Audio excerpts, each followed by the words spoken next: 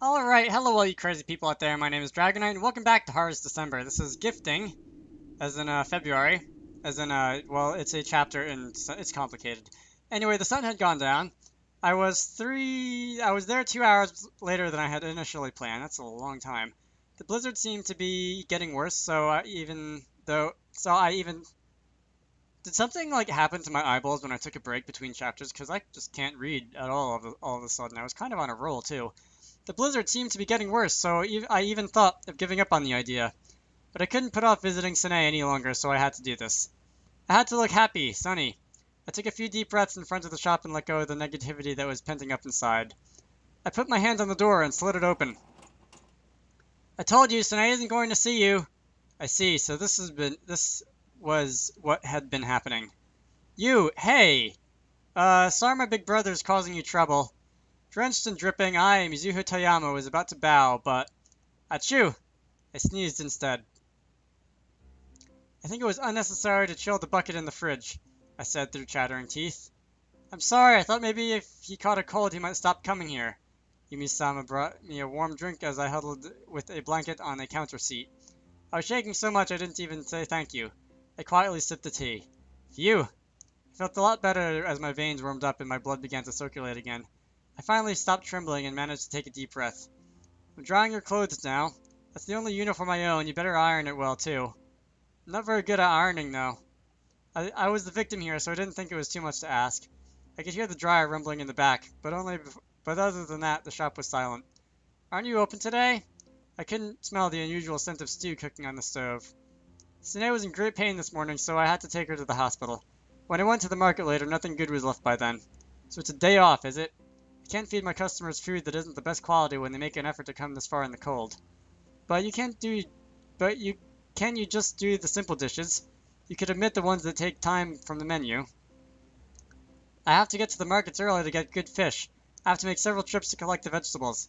I could ask some of my friends to help out, but they have their own work too. I can't impose on them all the time. Sorry, this is all I have, Yumi-sama said as Hey, Sorry, this is all I have, Yumi-sama said as she placed hey. another steaming cup of tea before me. I feel like there's a quotation mark in the wrong place there. And it isn't just about today, too. Maybe I can handle things for a while, but what about the long run?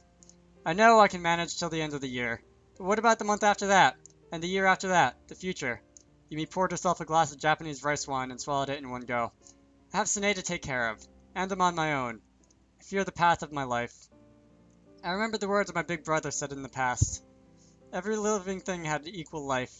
The difference lay in the opportunities. For those who didn't think much about it, those that just muddled, they would live their lives placidly. For those that were in misfortune, life was daunting. Whatever it was, life would go on. There was that alone was. I've been reading for like 3 hours today. I should just come back to this tomorrow. Anyway, we haven't been able to make much profit lately. To be honest, a lot of our customers were here to see Sanae. I know what you mean. I know I sound biased, but she's a good kid, so that much I can't fathom how much so much that I can't fathom how I managed to give birth to someone like that. Just having her nearby makes people comfortable. Yeah, without her, I think our usual group would have been a pretty cold party too. The Princess of Towada is a tower of terror after all. We giggled together. It was easy to enjoy camaraderie when you made fun of the same person. You know, it was my husband that named the shop Sanae. He named it after her, hoping she would take it over someday. At the time, I was against it. I don't mind tending the shop with my husband, I married him. But I didn't think it was right to decide on what Sanae wanted to do in the future. But Sanae said she wanted to take over this place because she wanted to. I was so happy when she said so. I poured another glass of wine for Yumi, and she accepted graciously. Before I knew it, the shop my husband started meant more to me than I could ever imagine. She emptied her cup again. I kept hesitating to close this place down. I didn't understand what she meant. It's impossible to keep it going, so I had to pack up while I can.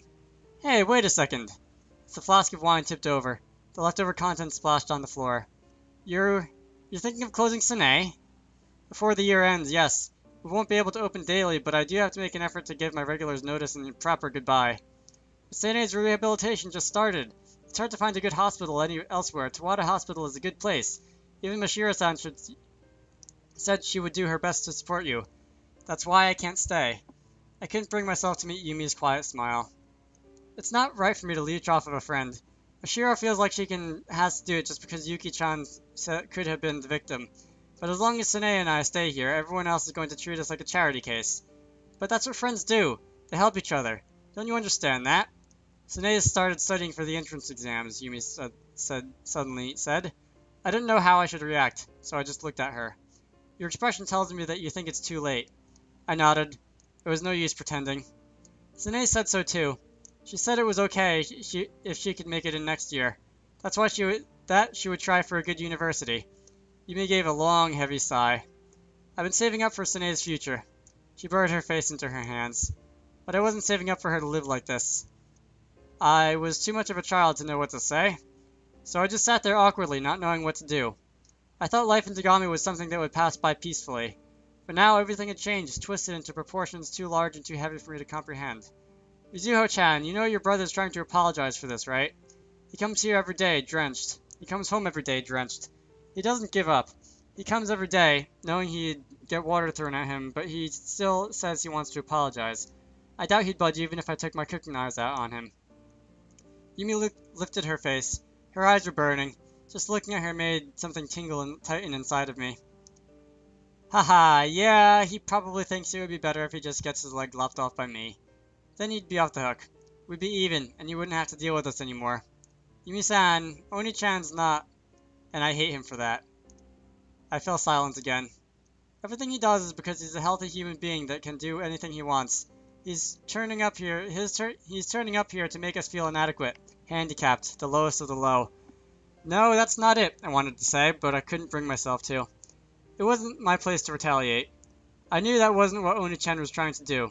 But I also knew Yumi-san's curses contained the seed of truth. You know, the injury itself wasn't his fault. She probably wouldn't acknowledge that, but that, at least, I had to say. I know that. But Yumi-san took me by surprise with her answer. The god didn't want to hurt Sanae. She wanted to hurt Yuki-chan, right? I heard that part. Then, that's why it hurt so much. The door rattled with the wind. I know Kohai isn't completely at fault. There's always the probability he would choose another girl. But I have nothing else. I'm afraid. I can only get by venting my frustration on him, making it his fault. And it's something Sanae should be angry about. It's not my position to lash out at him, but I can't forgive him either. Mizuho-chan? Tell me, what am I supposed to do? What can I do to fix things? Do you mind if I speak with Sanae for a while? I didn't have an answer for her, so I escaped by making a request. It was a while since I visited Sanae's room, but I noticed the difference immediately. Mizuho? Where are your books? Her bookcase used to be jam-packed with coloring books, other than a few romance mangas and a couple of dictionaries. That's an odd way of expressing that. I don't need them anymore. The cooking books were gone, and just a few manga books were left lying on the shelves with nothing else to lean against. The empty space symbolized the time that Sanae had lost. Did I read that coloring books? Wow, Dragonite! Anyway, each of the cooking books used to be well worn, filled with sticky notes and dog ears. Sorry I'm not dressed properly. I don't mind that. She was sitting on her bed, watching my back. A blanket covered her legs, hiding her scars. You look better. I was familiar with her room. I helped myself to a cushion and sat on the floor. I thought I could help sell them to the second-hand bookshop, but the condition was so bad I couldn't get a good price, so they were taken away for free. Then you should have kept them. They're all really good books, though, but the shopkeeper said he couldn't sell them. I didn't want to hear that. I pouted and glared at Sanae. She was trashing something that was once valuable to her. I'm sorry about my mom. Sanae hung her head. I couldn't hear all of it, but I could guess. She's venting her frustration on people around her. Sanae didn't meet people's eyes anymore. She looked down towards her feet when she spoke. That's so unlike you. A new textbook lay open on her desk. It was obvious she had just started using it. You know, my head hurts when I study. I guess that's what happens when you're stupid. I can't believe you're studying for the exams. I know I'm not very good academically, I know that, but... She smiled sadly. I can't walk properly. I should at least learn how to use my head properly, right? Stop it! You and Yumi-sama, stop saying stuff like that. But it's true. I didn't want to listen, so I shook my head vehemently. Not even a month had passed. Can't you just take it easy and use the time to sort things out? At least till the end of the year. We don't have that much money, Sanae answered simply. I felt as if she had a negative answer to anything I had to say. For a moment, I thought I should give up. Yuki-sama mentioned closing shop. Mom's trying to look for a new job. She's been asking relatives if they know of any openings for her. Sanae was being so realistic, I didn't know how to behave. Give me a moment. Alright. It's hard to switch schools during this period, so even if we close shop, I'll still be here till graduation. Don't worry. Okay. I wanted to bite back at her, telling her that it wasn't okay and that it wasn't reassuring at all. I know I'm speaking about possibilities, but are you really sure you're alright closing Sanae down? You've only recently started rehabilitation. Maybe there's a way to keep the shop going. I thought of that too. Then, but it's going to be an inconvenience to everybody. Her words were weighty, telling me it was something she had thought over seriously. I held my tongue. Maybe someday I'll be able to walk again, but it's not something I can do alone. Now I've got Mom, but she's not going to be by my side forever. If I can't drive, if I can't get the groceries, if it's not about the shop, just living would be a problem. Don't you see? Of course I knew it in my head, but I couldn't accept it in my heart. Sanae was being practical, thinking about how she could live and structure her life. If I'm someone that can't move like everyone else, and I don't have a very good brain, what's going to come of me? Am I supposed to sit here and wait, hoping someone will show up? She knew that I didn't have a very good argument, but still she went on. I've thought about everything you thought about, Mizuho. I may be stupid, but I know the position I'm in. Well, I don't like it. I knew I sounded childish, but I had to say it. Sanae just nodded slowly, and I was grateful for that. Mizuho, you look tired. Maybe I've been chasing wolves every day, and their demon of a treasurer won't let me off the hook. There wasn't much else we could talk about on the subject, so I gladly went with Sanae's change of topic. It's easy, though. We've just got experience from July. Mayoi-san is better with her work, Yusuji's super aggressive, and Mizukami's just, well, out of this world. But you have to be careful. I did get injured, you know. They eat the vegetables in the greenhouses and scare small kids. I can't let them roam free. Wolves, guys, don't eat vegetables. They do sound pretty harmless if you put it that way. Mikami-sama said that it's Shiro-sama's conscience that stops them from doing anything worse. I'm sorry I can't be of help. Don't worry. It's just that the student council has taken upon it. It's just what the student council has taken it upon itself to do. If you really want to help, then work hard on your rehabilitation and join us. I'll try. You aren't going to try. You're going to do it. Mercy, she said as she laughed. All right. At least I managed to make Sanae smile. That would have to do for now. I'll come again. See you soon. I walked out and closed the door. I turned back and looked through the glass. Yumi was polishing a clean table. She probably did that because there was nothing else she could think of doing.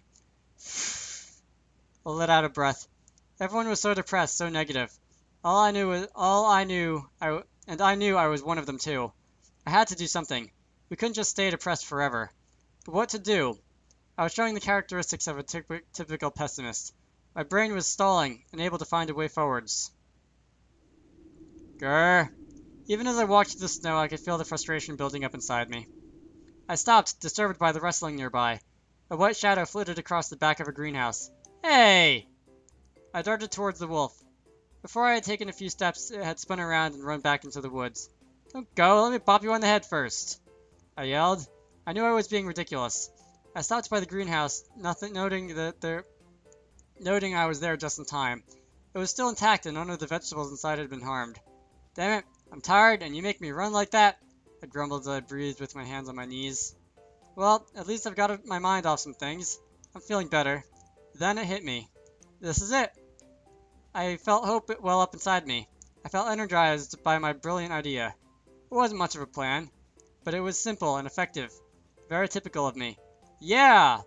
I punched the air and shouted in joy. Lovely. Okay, so that was March. I'm going to end this off here. For now, my name is Dragonite. I hope you all enjoyed that. We're going to be doing the next section in the next video, obviously. And I will see you all later.